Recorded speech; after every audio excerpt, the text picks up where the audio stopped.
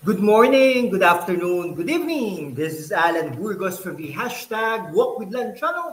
Welcome and welcome back to our channel.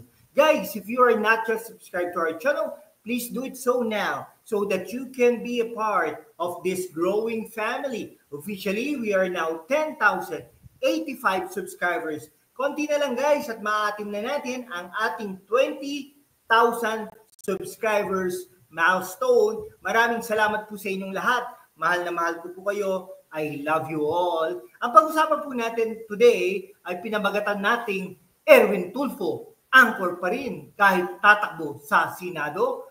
Galing o labo? Yan. Mag-comment po kayo mga kaibigan ko ha. Kasi meron pong lumabas na balita na si Congressman at CIS Party List Representative Erwin Tulfo natatakbo bilang senador ng Pilipinas at sa kasalukuyan ay halos lahat ng survey firm ay nangunguna po siya, number 1 po siya, no? Pero ang sinasabi ko nga po, hindi po niya maintain ang pagiging number 1 dahil nga po ang mga senador na kasalukuyan na nahuhuli sa surveys ay ang titirahin ay si Erwin Tulfo at therefore, ito si Erwin Tulfo ay malamang sa malamang baka manalo din po ito kung hindi po ito maakusahan at makonvict sa kanyang kaso allegedly dyan sa US, 250 years daw, allegedly, baka ito ay hindi maging senador ng Pilipinas kung hindi man ay magkulong habang nagsisenador. Ewan ko po hindi ko po alam. Mag-comment po kayo dyan kung may mga alam po kayo sa details ni Congressman at future Senator Erwin Tulfo.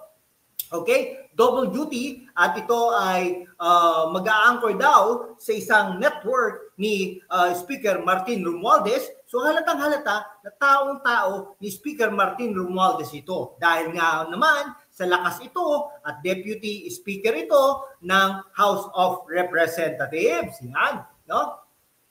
CIS Party List Representative Congressman Erwin Tulfo ay magre-return, babalik sa primetime broadcast, no, as a main anchor of a major newscast, no, na napapabalita na ang pagmamay-ari nito ay pamilya o kaya din naman ay si Martin Romualdez, the Speaker of the House ngayon sa kasalukuyan, at ito ay mag-air on free television at PRTV Prime Media. Okay, Tulfo will co-anchor Arangkada Balita with former ABS-CBN reporter Nina Corpus. The 1-hour newscast will air from Monday to Friday at 5:30 p.m. until 6:30 starting January 6 on 31.1 PRTV Prime Media's digital free television channel. No, ito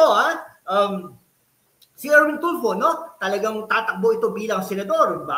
Nakapag-file na ng candidacy, dineclare na yan ng administrasyon bilang lead candidate nila tatakbo bilang senador sa 2025 under the Marcos administration or Bongbong Marcos administration, alyansa para sa bagong Pilipinas. Hindi po bagong bagong Pilipinas. Yan. Prior to his foray into politics, no, si Erwin Tulfo po was the lead anchor of TV5's Action Prime and PTV News of the state-run People's Television Network or PTV. For a time, he was also pinch hitter for TV Patrol, ABS-CBN flagship primetime newscast. Okay. Ay kaya lang, iba na po sa kasalukuyan, di po ba? Yun, Tulfo, ito po si Tulfo naman kung currently host public service program on PTV and the state-run Radio Pilipinas radio station. Simula ng bagong taon kasama sina Erwin Tulfo at Nina Corpus sa Arangkada Balita. Abangan ang programang mag-aati ng totoo, mainit at magkakatiwalang balita galing sa iba't ibang bansa. No? Pero parang obvious na talagang tao po siya ni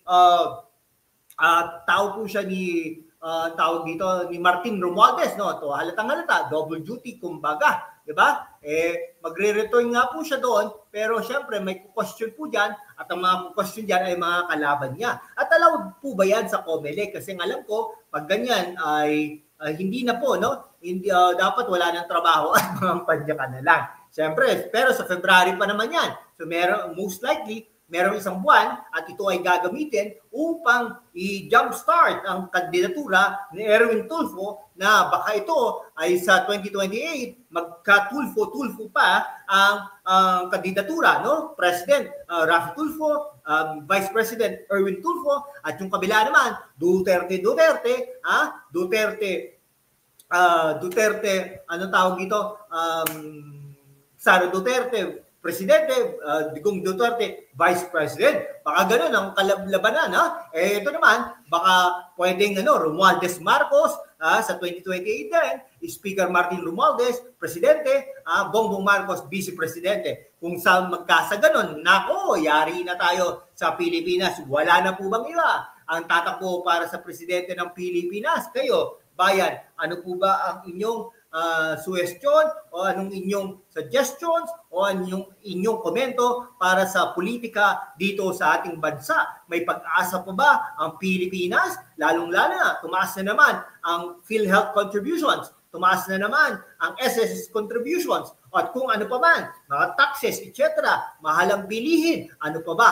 No? Sino po ba ang gusto nyo tumakbo para sa Pilipino, para sa Pilipinas? No? Ewan ko ba, bakit po ganon? Bakit po wala na po bang ibang magaling, no? Mag-ama sa politika, ay mag-ama sa munisipyo, sa syudad, sa probinsya, no? Bakit ganon?